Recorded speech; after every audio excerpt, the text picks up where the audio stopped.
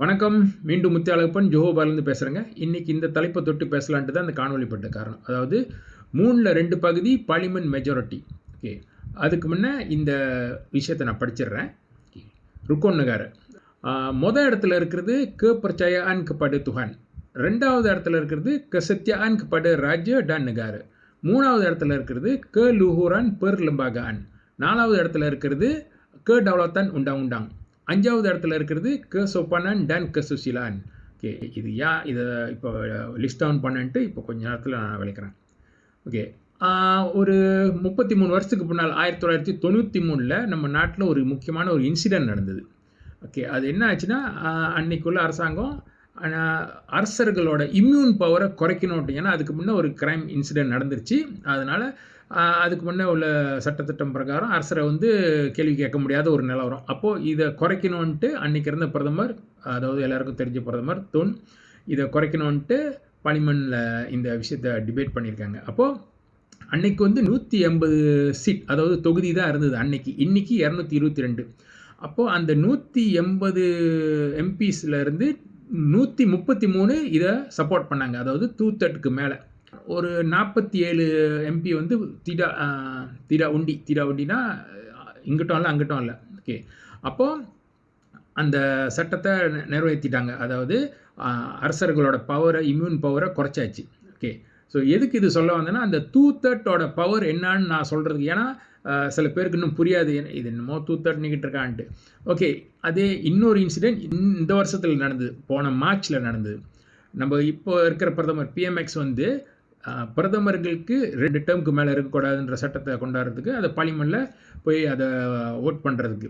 அப்போது இன்றைக்கி 222 தொகுதி கான்ஸ்டிடியூன்சி இருக்குது. இதில் 146 பேர் சப்போர்ட் இந்த இது ஓட் பண்ணியிருக்காங்க. 44 பேர் பர்குச்வாலி, இங்கிட்டும் இல்லை அங்கிட்டும் இல்லை. அப்புறம் 32 பேர் வரல, எப்சன். அதனால் என்ன ஆச்சுன்னா, இந்த சட்டம் நடைமுறைக்கு வரணும்னா 148 பேர் ஓட் பண்ணணும், அதாவது 2/3.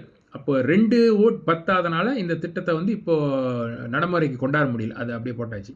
ஸோ இங்கே தான் அந்த 2/3 பவர் எவ்வளோ பெருசுன்னு சொல்ல வந்ததுக்கு காரணம். ஏன்னு கேட்டிங்கன்னா, இப்போ நான் சொன்னல, ருக்கோன் நகாரில் மொதல் இடத்துல இருக்கிறது க பர்ச்சயான் கப்படு துஹான், அது மொதல் இடம். 2வது இடத்துல இருக்கிறது க சத்யான் கப்படு ராஜ்ய டான் நகார்.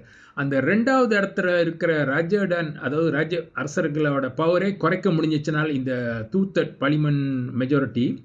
அப்போது 3வது இடத்துல இருக்க க லுஹூரான் பெர் லம்பாகானில் உள்ள விஷயத்தெல்லாம் மாற்ற முடியாதா? அதாவது அதுக்குள்ளே தான் இருக்குது நம்ம நடைமுறையில் உள்ள விஷயங்கள். அதாவது தமிழ் ஸ்கூலாக இருக்கலாம், இல்லை மொழியாக இருக்கலாம், இல்லை என்னென்ன நம்மளோட ரைட்ஸுங்கள் இருக்குன்னு இதை மாற்றி அமைக்கிறதோ, இல்லை இதை இல்லாமல் ஆக்கிறதோ, இல்லை இன்னும் புதுசாக ஒன்று கொண்டாடுறதோ, இதுதான் அவங்களோட பவர், பார்லிமெண்ட் உள்ள பவர். அப்போது இது சரியான அரசாங்கம் கையில் இருந்தால் மட்டும்தான் நம்மளுக்கு அது பாதுகாப்பு. இது சரியான அரசாங்கம் நம்மளுக்கு சாதகமாக இல்லாத அரசாங்கம் கையில் இருந்துச்சுன்னா அது நம்மளுக்கு பாதகம். ஏன்னா எதை எடுக்கணும், எதை டிலீட் பண்ணணுன்றது அவங்கக்கிட்ட அந்த பவர் இருக்குது. ஸோ இது எதுக்கு சொல்ல வந்தேன்னா, இப்போது இந்த வர தேர்தலோ இல்லை எந்த பிஆர்கே, பிஆர்யூ, பிஆர்என் எதாக இருந்தாலும் பிரச்சனையே இல்லை. சரியான அரசாங்கம் அவங்க உட்காரலாம். குறிப்பாக நம்ம மாதிரி சின்ன சமுதாயம், இந்த இந்திய சமுதாயம் நம்மளை பாதுகாக்கிறதுக்கு இருக்கிற கொஞ்சம் நெஞ்சம் என்ன சொல்லுவாங்க, சலுகையும் இல்லாமல் போகிறதுக்கு சரியான அரசாங்கம் இல்லாட்டி அது எந்த நேரமும் காணா போயிடுங்க, இந்த 2/3 மெஜாரிட்டியை வச்சுக்கிட்டு.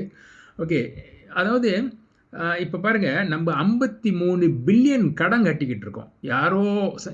யாரோ பண்ண வச்ச மொய்க்கு நம்ம கட்டிக்கிட்டு இருக்கோம். நம்ம மக்கள்கள் பூரா கட்டிக்கிட்டு இருக்கோம். ஓகே, அதே நபர் இன்றைக்கி நாட்டில் தலை தூக்கி ஓடிக்கிட்டு இருக்க பிரச்சனை என்ன பிரச்சனைனா, வெளிநாட்டுக்காரனுங்க, அகதிகள், ரோஹினியா, இவனுங்க பங்களாகான், இவனுங்க இவ்வளோ பேர் இந்த நாட்டில் குமிஞ்சதுக்கு அஸ்திவாரம் போட்டது யாரு? Sebab mereka ini mesti kita bela.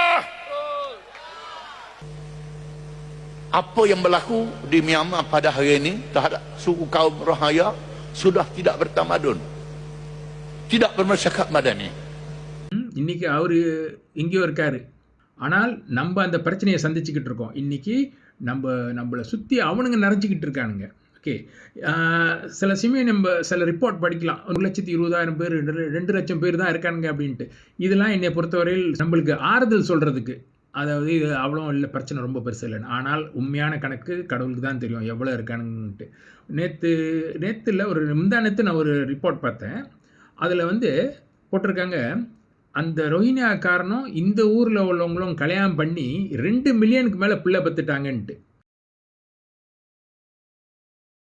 2 மில்லியனுக்கு மேலே ரோஹிங்கியாக்காரனும் இந்த ஊர் மனைவியும் கல்யாணம் பண்ணி பார்த்து. அப்போ நீங்கள் நினச்சி பாருங்கள், 2 மில்லியன் அட்வான்ஸில் இருக்கானுங்க. இன்னும் காலம் போகிற போக்கில் அவங்க இப்போ பெரிய பையனுங்களாக வந்து இல்லை அடுத்த லெவல் வேலைக்கு போகிற கட்டம் வந்தால் நம்மளுக்கு வேலை இல்லாமல் போயிடுச்சு. ஏன்னா இவனுங்க 2 மில்லியன் இருக்கான். நம்ம சமுதாயமே 2.3 மில்லியன் 2.4 மில்லியன் எவ்வளோ தான் இருப்போம் மிஞ்சி. அவனுங்களே 2 மில்லியன் அங்கே தாண்டிட்டானுங்க. இது சொல்லப்பட்டது. இப்போ இருக்கிறவனுங்க அது பிறந்தது மட்டும். அப்போ நீங்கள் நினச்சி பாருங்கள், இதெல்லாம் நம்ம வந்து இந்த இந்த பிரச்சனைக்கு காரணமான ரூட் காஸான திருப்பி அந்த அரசாங்கத்தையே கொண்டாந்து உட்கார வச்சால் அவன் அப்படியே பூசி மழுப்பிடுவான், அதெல்லாம் ஒன்றும் இல்லைன்ட்டு.